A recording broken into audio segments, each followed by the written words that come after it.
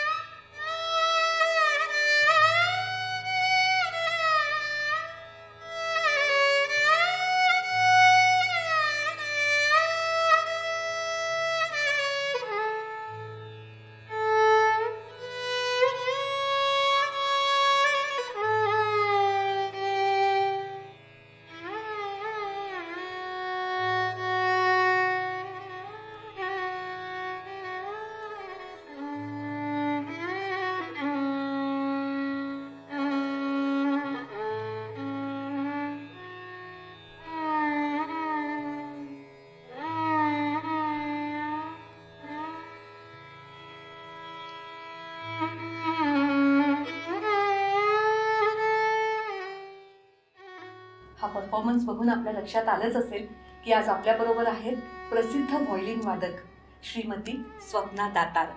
आपल्या कार्यक्रमात अगदी मनापासून स्वागत. स्वप्नाताईंची ओळख करून द्यायची म्हणजे या देशात विदेशात खूप कार्यक्रम व्हायोलिन वादनाचे स्वतंत्रपणे या करतात आणि मोठमोठ्या कलाकारांना त्या साथही करतात. सुरुवातीला मला तुम्हाला विचारायचं आहे की व्हायोलिन वाद्य हे मानवी कंठाच्या अगदी जवळचं असतं. म्हणजे मानवी कंठातनं ज्या ताना आणि हरकती निघतात त्या व्हायोलिनमधनं अगदी हुबेहूब निघतात. पण व्हायोलिनच वादन का? व्हायोलिन वाद्य तुम्ही का निवडलं?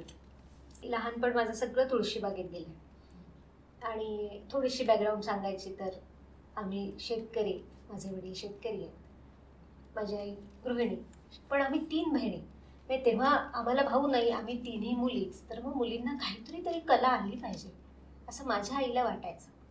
पण तेव्हा अशी खूप पटकन स्कूटर काढली, आजच्या युगात जसं आहे की पटकन मुलीला कुठेतरी नेऊन सोडलं, आई तासभर तिथेच थांबली, परत घेऊन आली, हे पॉसिबल नव्हतं. म्हणून तुळशीबागेच्या जवळच जोगेश्वरी आहे, जोगेश्वरी मंदिर आहे ना, बस तिथे मीरा पटवर्धन नावाच्या खूप चांगल्या व्हायोलिन वादिका राहायच्या. मग माझ्या आईच्या दृष्टीने अरे 2 बोळ पलीकडेच आहे, म्हणजे आपली मुलगी जाऊ शकते. आणि आम्हाला हुजूर भागात शाळेत व्हायोलिन होतं. त्यामुळे खरी सुरुवात तशीच आहे की बाबा शाळेत पण व्हायोलिन आहे आणि तिथे त्या पटवर्धन बाई आहेत, तर चला मुलीला तिथे घालू.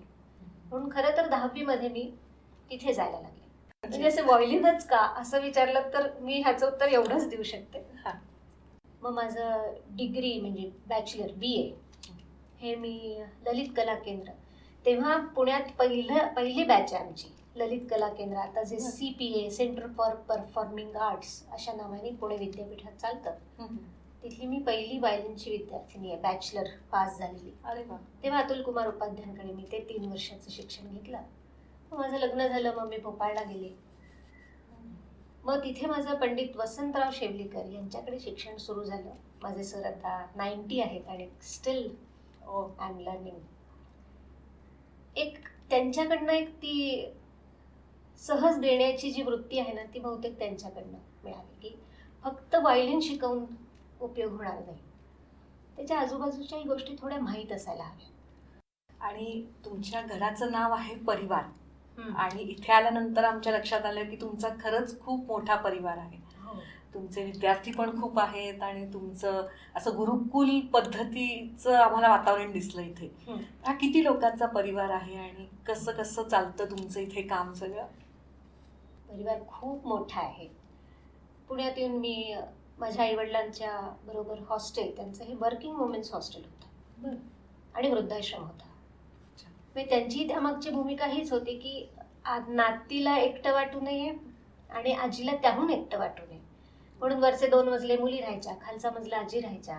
मग ते एकत्र जेवणं, की बाबा आजी पहिल्यांदा जेवतील सगळ्या, मग नाती जेवतील, अशा पद्धतीचं जे हॉस्टेल होतं त्यात मी सुरू झाली. त्यांच्याबरोबर मी काम करायला लागले. मग हळूहळू लक्षात आलं की अरे आपल्या व्हायोलिनच असं नाही, गाणं आहे, चित्रकला आहे, एनी आर्ट फॉर्म, त्या मुलींना जागा देताना प्रॉब्लेम येतो. म्हणून मग मी या पद्धतीचं हॉस्टेल चालू केलं, जिथे फक्त कलाकारच, ज्यांना रियाज करायचा आहे, अशा लोकांना मी जागा द्यायला लागली. तर त्या मुली जशा बाहेरून यायला लागल्या तसं हे लक्षात यायला लागलं की कुठेतरी स्ट्रेस असतो, कुठेतरी गुरु किंवा आपण जिथे शिकतो तिथे काहीतरी बोलणी खाल्लेली असतात मुलींनी. मग आलं की थोडं डिप्रेस असतं, कारण आई बाबा काही लगेच पॉसिबल नाही भेटणं. म्हणून मग आम्ही आमच्या घरीच, जे मी नॉर्मल भीमरूपी रामरक्षा जनरल म्हणायची, त्याच्याऐवजी मी त्यांना घेऊनच सुरू केलं की एक 15 मिनिटं का विना. आता पुन्हा याच्यामध्ये दैवाचा वगैरे असा कुठलाही हे नाही आहे हा माझा, पण एक कुठेतरी स्वतःला आत शांत व्हावं आणि मग घरी येऊन आपलं रुटीन सुरू करावं, हा त्यामागचा उद्देश. मग तेव्हा असं लक्षात आलं की 15-20 मिनिटं ही मुलींना छान वाटतात, मग इथेच भात आमटी केली. आता आज त्याचं रूप असं आहे की दर बुधवारी आमच्याकडे भजन होतं, पण त्यात आम्ही 40-45 लोक सहज जेवतो. जेवण म्हणजे भात आमटी, पण हे सगळं मुलंच करतात. ही जी मॅनेजमेंट आहे ना, ही परफॉर्मन्ससाठी खूप उपयोगी आहे. मी डायरेक्ट स्टेजवर जाऊन बसेल, पण त्याच्या आधी आणि त्याच्यानंतर म्हणजे रांगोळी काढणं असेल, उदबत्ती असेल, जी जागा आपण बसतो ती स्वच्छ असावी, या सगळ्या गोष्टी माझ्या 5वीतल्या मुलापासनं पुढच्या पोस्ट ग्रॅज्युएशन सगळ्यांना लीलया माहीत असतात. मला काहीही सांगावं लागत नाही. आणि तेव्हाच जेवता जेवताच ह्या रागाबद्दल माहिती मिळते, ती गझल कसली भारी होती, असं हे सगळं एकमेकाचं शेअर करतायत. हा अनुभव मला खूप छान वाटतो. वा, म्हणजे आपण म्हणतो खरं 14 विद्या आणि 64 कला असतात, तर तुमच्या इथे 64 आता कला मला असं वाटतं होत आल्या असतील शिकून. तुम्ही तर रांगोळी म्हणताय, फुलं म्हणताय, म्हणजे सगळंच, म्हणजे एकदा इथे आल्यानंतर मुलाला सगळंच आलं पाहिजे, संस्कारच होत आहेत म्हणजे एक प्रकारे आलेच पाहिजेत ते. बरं, तुम्ही जे कलाकारांसाठी हॉस्टेल म्हणतात, तर इथे फॉरेनर्स पण तुमच्या इथे हॉस्टेलमध्ये येतात, तर त्यांना कसं कळतं तुमच्या इथे आणि कुठून येतात? आता माझ्याकडे कशी फक्त मुलींचं वसतिगृह आहे की नाही, म्हणजे आपल्या आरती अंकलीकर त्यांच्या विद्यार्थी होत्या, रामदास पळसुले, पंडित रामदास पळसुले, त्यांच्याकडे ज्या विद्यार्थिनी होत्या तबला शिकायला येत होत्या, त्या माझ्याकडे येत असत. तेव्हा एकदा काय झालं, आमच्या गुरुजीच म्हणतो आम्ही त्यांना खूप प्रेमाने आणि आदराने, पंडित सुरेश तळवेकरजींनी मला फोन केला की स्वप्ना, असा असा एक सिल्वेनियाचा एक मुलगा आहे, निनो मुरास्किच म्हणून, तर त्याला तू काहीतरी सोय कर.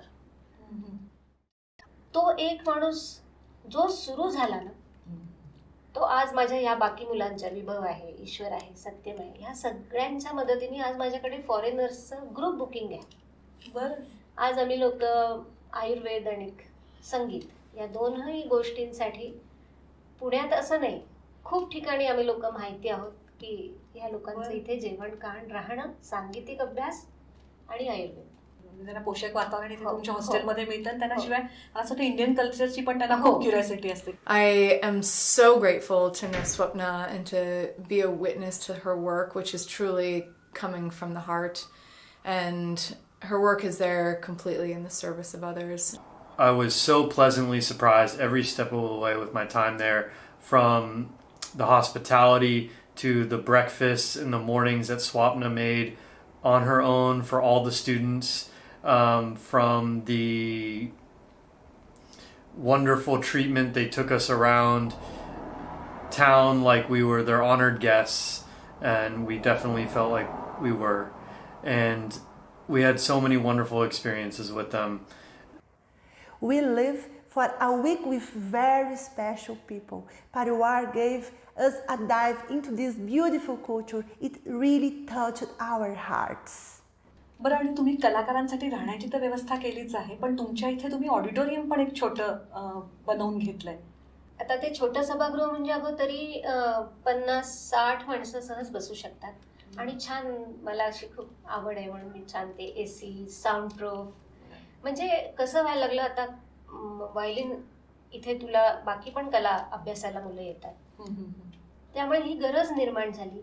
तेव्हा आमचा जो क्लासचे वर्ग खाली चालतात खालच्या मजल्यावर, तिथे त्याला प्रॅक्टिस करता येत नाही.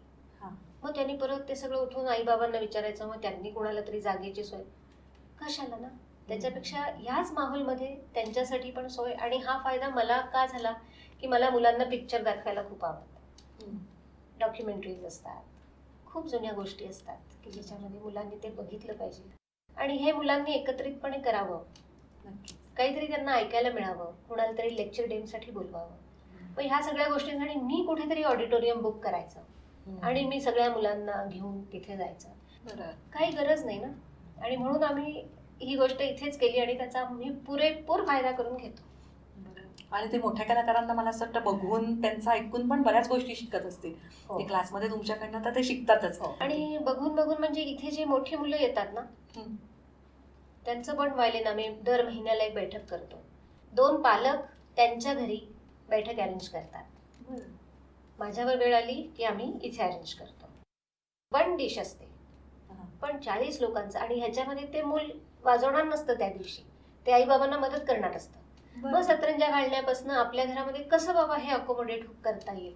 मग त्यातल्या त्यात खर्च काही करायचा नाही. माईक सिस्टीम वगैरे सगळी आम्ही नेतो. स्टेजचं सगळं प्रिपरेशन ही जी तरुण मुलं आहेत मोठी, ती सगळी जण करतात. त्या आई वडिलांनी फक्त ह्या गोष्टी त्यांची जागा अवेलेबल करून घ्यायची.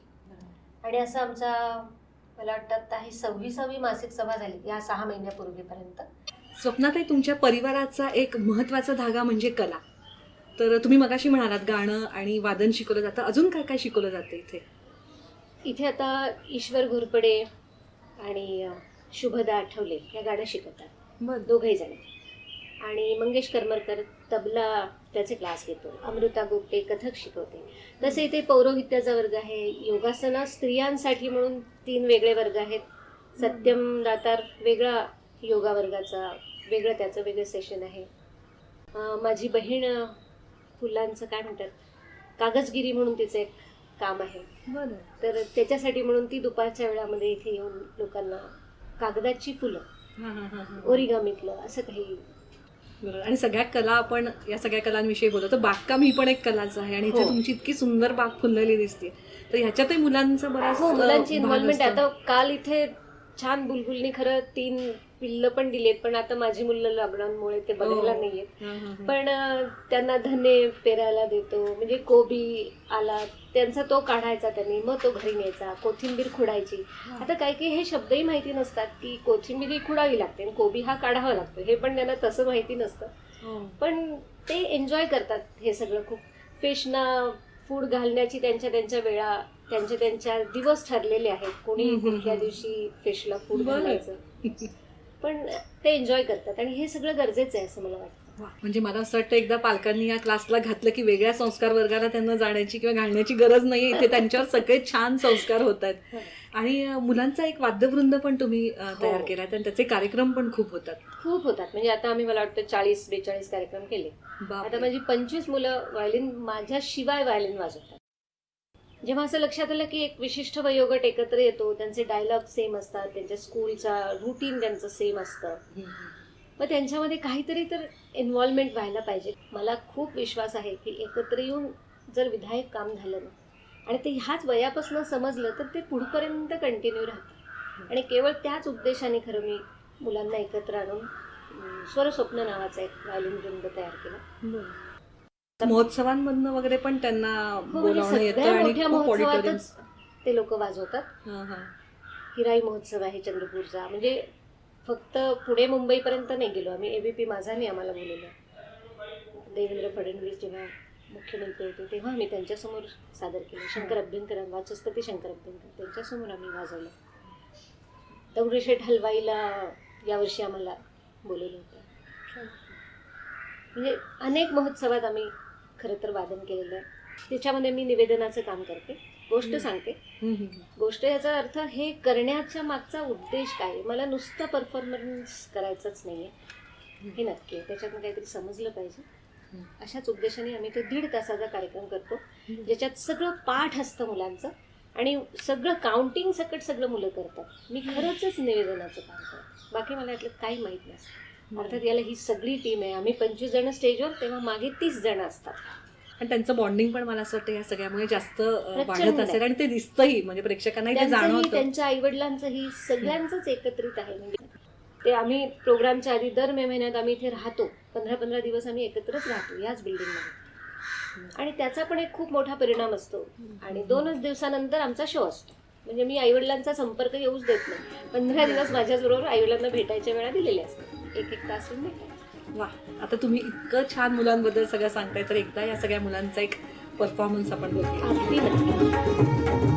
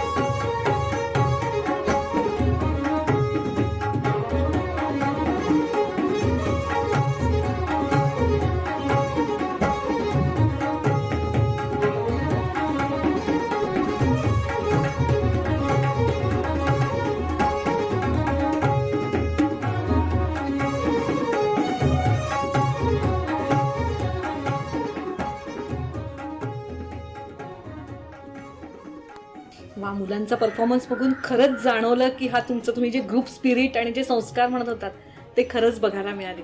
स्वप्नातही आज तुम्ही आमच्याशी इतक्या मनमोकळेपणानं गप्पा मारल्यात, आणि खरं सांगायचं तर नवरात्रात आम्हाला एक ट्रीटच दिलीत. एक तर तुमचं व्हायोलिन वादन आणि त्यात तुमच्याशी इतक्या छान गप्पा. मनापासून धन्यवाद, आणि तुमच्या पुढील वाटचालीसाठी, तुमच्या पुढील कार्यक्रमांसाठी आमच्याकडनं शुभेच्छा. धन्यवाद.